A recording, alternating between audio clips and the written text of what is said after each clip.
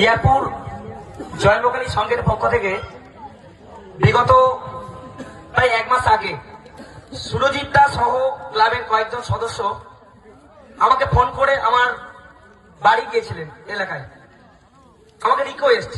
কিন্তু আমি সত্যি কথা, পিংপং ক্রিকেটে এই মাইক্রোফোন হচ্ছে আমার কাছে একটা ভালোবাসা। একদম ছোটবেলা থেকে এর প্রতি আমি আকৃষ্ট এবং পিংপং ক্রিকেটটাকে আমি খুব ভালোবাসি।